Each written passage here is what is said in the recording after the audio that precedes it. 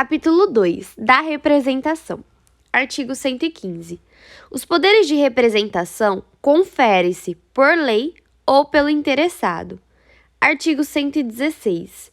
A manifestação de vontade pelo representante, nos limites de seus poderes, produz efeitos em relação ao representado. Artigo 117. Salvo se o permitir a lei ou o representado, é anulável o negócio jurídico que o representante, no seu interesse ou por conta de outrem, celebrar consigo mesmo. Parágrafo único. Para esse efeito, tem-se como celebrado pelo representante o negócio realizado por aquele em quem os poderes houverem sido subestabelecidos. Artigo 118. O representante é obrigado a provar às pessoas com quem tratar em nome do representado a sua qualidade e a extensão de seus poderes, sob pena de, não o fazendo, responder pelos atos que a estes excederem. Artigo 119. É anulável o negócio concluído pelo representante em conflito de interesses com o representado, se tal fato era ou devia ser do conhecimento de quem com aquele tratou. Parágrafo único. É de 180 dias a contar da conclusão do negócio ou da cessação da incapacidade o prazo de decadência para pleitear-se a anulação prevista neste artigo. Artigo 120. Os requisitos e os efeitos da representação legal são os estabelecidos nas normas respectivas. Os da representação voluntária são os da parte especial deste Código. Capítulo 4. Dos defeitos do negócio jurídico. Seção 1. Do erro ou ignorância. Artigo 138. São anuláveis os negócios jurídicos quando as declarações de vontade emanarem de erro substancial que poderia ser percebido por pessoa de diligência normal, em face das circunstâncias do negócio. Artigo 139. O erro é substancial quando 1. Interessa a natureza do negócio ao objeto principal da declaração ou a alguma das qualidades a ele essenciais. 2. Concerne a identidade ou a qualidade essencial da pessoa a quem se refere a declaração de vontade, desde que tenha influído nesta de modo relevante. 3. Sendo de direito e não implicando recusa à aplicação da lei, for o motivo único ou principal do negócio jurídico. Artigo 140. O falso motivo só vicia a declaração de vontade quando expresso como razão determinante. Artigo 141. A transmissão errônea da vontade por meios interpostos é anulável nos mesmos casos em que o é a declaração direta. Artigo 142. O erro de indicação da pessoa ou da coisa a que se referir a declaração de vontade não viciará o negócio quando, por seu contexto e pelas circunstâncias, se puder identificar a coisa ou pessoa cogitada. Artigo 143. O erro de cálculo apenas autoriza a retificação da declaração de vontade. Artigo 144.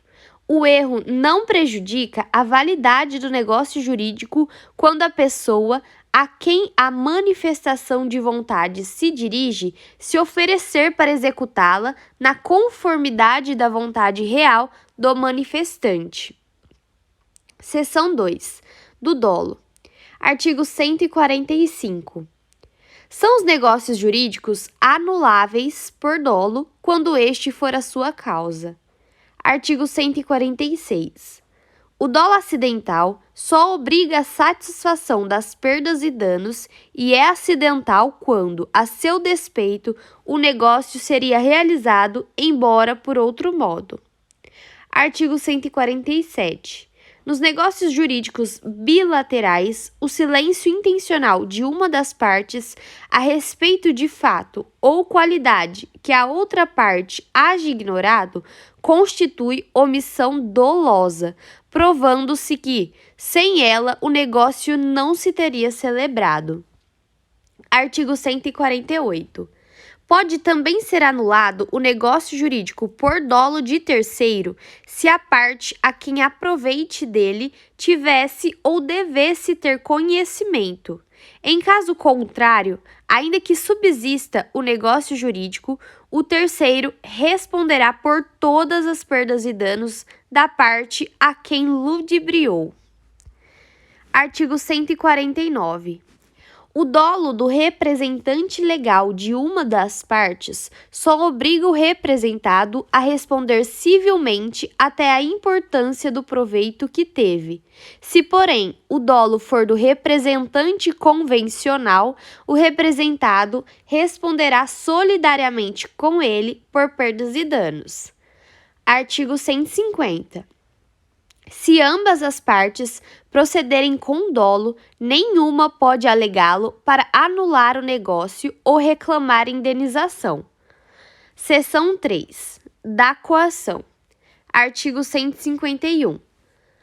A coação, para viciar a declaração da vontade, há de ser tal que incuta ao paciente fundado temor de dano iminente e considerável à sua pessoa, à sua família ou a seus bens. Parágrafo único. Se disser respeito à pessoa não pertencente à família do paciente, o juiz, com base nas circunstâncias, decidirá se houve coação. Artigo 152. No apreciar a coação, ter-se-ão em conta o sexo, a idade, a condição, a saúde, o temperamento do paciente e todas as demais circunstâncias que possam influir na gravidade dela. Artigo 153. Não se considera coação a ameaça do exercício normal de um direito, nem o simples temor reverencial. Artigo 154. Vicia o negócio jurídico a coação exercida por terceiro, se dela tivesse ou devesse ter conhecimento a parte a que aproveite, e esta responderá solidariamente com aquele por perdas e danos. Artigo 155. Subsistirá o negócio jurídico se a coação decorrer de terceiro, sem que a parte a que aproveite dela tivesse ou devesse ter conhecimento, mas o autor da coação responderá por todas as perdas e danos que houver causado ao coacto. Seção 4. Do estado de perigo. Artigo 156. Configura-se o estado de perigo quando alguém, premido da necessidade de salvar-se ou a pessoa de sua família, de grave dano conhecido pela outra parte, assume obrigação excessivamente onerosa. Parágrafo único. Tratando-se de pessoa não pertencente à família do declarante, o juiz decidirá segundo as circunstâncias. Seção 5. Da lesão. Artigo 157. Ocorre a lesão quando uma pessoa, sob premente necessidade ou por inexperiência, se obriga à prestação manifestamente desproporcional ao valor da prestação oposta. Parágrafo 1º. Aprecia-se a desproporção das prestações segundo os valores vigentes ao tempo em que foi celebrado o negócio jurídico. Parágrafo 2º. Não se decretará a anulação do negócio se for oferecido suplemento suficiente ou se a parte favorecida concordar com a redução do proveito. Seção 6. Da fraude contra credores. Artigo 158.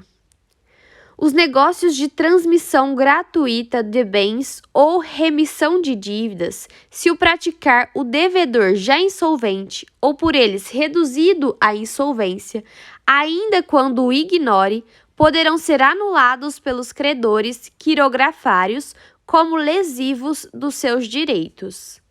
Parágrafo 1º. Igual direito assiste aos credores cuja garantia se tornar insuficiente. Parágrafo 2º. Só os credores que já o eram ao tempo daqueles atos podem pleitear a anulação deles. Artigo 159. Serão igualmente anuláveis os contratos onerosos do devedor insolvente quando a insolvência for notória ou houver motivo para ser conhecida do outro contratante.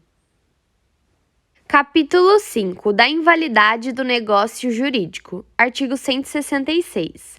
É nulo o negócio jurídico quando 1. Celebrado por pessoa absolutamente incapaz. 2. For ilícito, impossível ou indeterminável o seu objeto. 3. O motivo determinante comum a ambas as partes for ilícito. 4. Não revestir a forma prescrita em lei. 5. For preterida alguma solenidade que a lei considere essencial para sua validade. 6. Tiver por objetivo fraudar lei imperativa. 7. A lei taxativamente o declarar nulo ou proibir-lhe a prática sem combinar sanção. Artigo 167. É nulo o negócio jurídico simulado, mas subsistirá o que se dissimulou, se válido for na substância e na forma. Parágrafo 1º. Haverá simulação dos negócios jurídicos quando 1. Aparentarem conferir ou transmitir direitos a pessoas diversas daquelas as quais realmente se conferem ou transmitem. 2. Contiverem declaração, confissão, condição ou cláusula não verdadeira. 3. Os instrumentos particulares forem antedatados ou pós-datados. Parágrafo 2º. Ressalvam-se os direitos de terceiros de boa-fé em face dos contraentes do negócio jurídico simulado. Artigo 168. As nulidades dos artigos antecedentes podem ser alegadas por qualquer interessado ou pelo Ministério Público quando lhe couber intervir. Parágrafo único.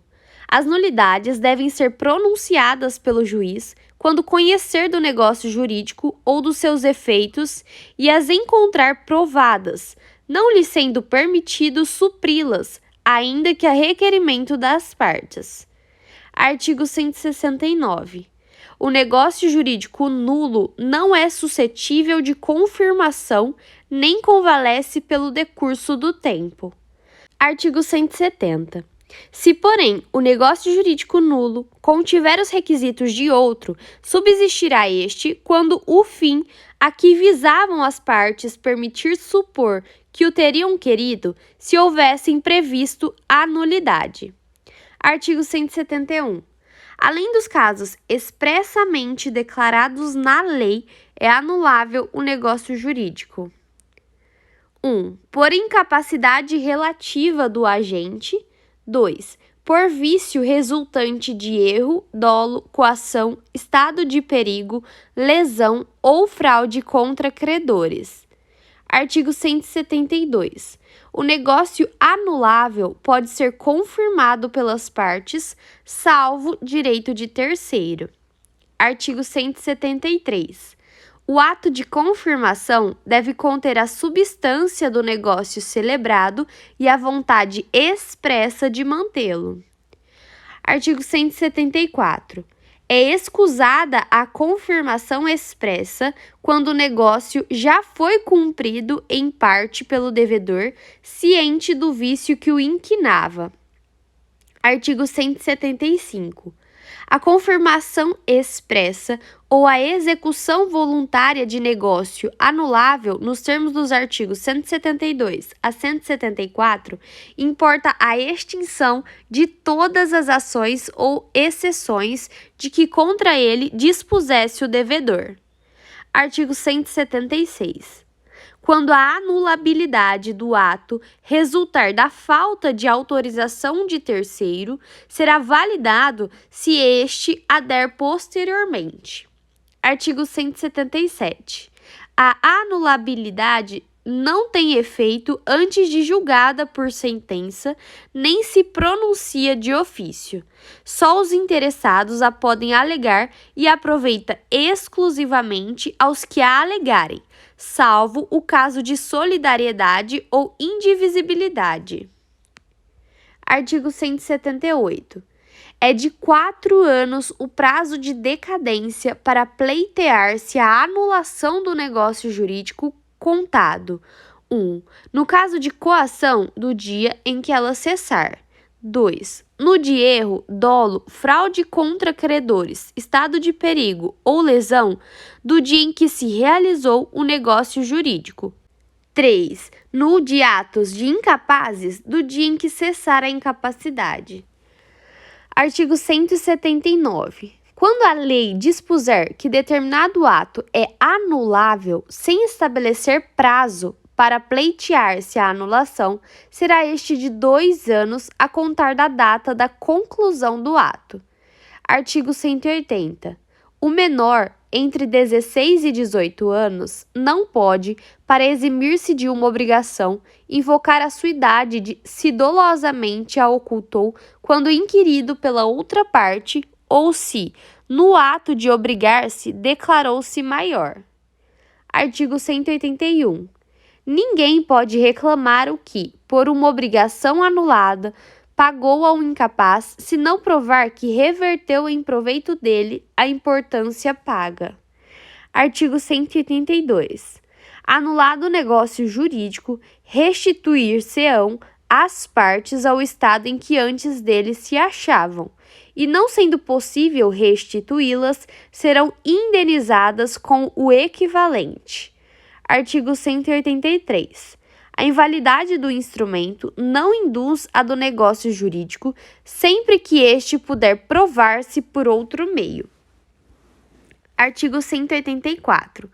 Respeitada a intenção das partes, a invalidade parcial de um negócio jurídico não o prejudicará na parte válida se esta for separável.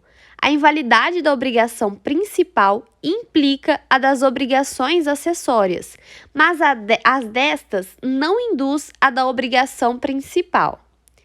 Título 2. Dos atos jurídicos lícitos. Artigo 185. Aos atos jurídicos lícitos que não sejam negócios jurídicos, aplicam-se no que couber as disposições do título anterior. Título 3. Dos atos ilícitos. Artigo 186.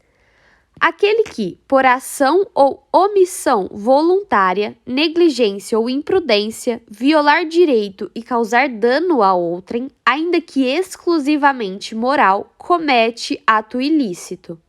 Artigo 187.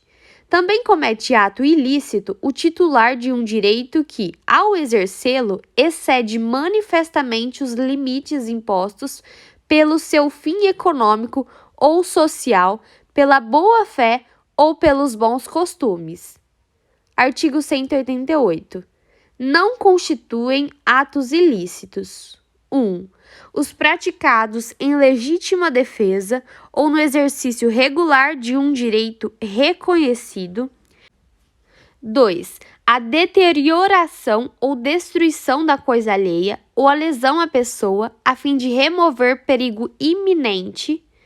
Parágrafo único. No caso do inciso 2, o ato será legítimo somente quando as circunstâncias o tornarem absolutamente necessário, não excedendo os limites do indispensável para a remoção do perigo.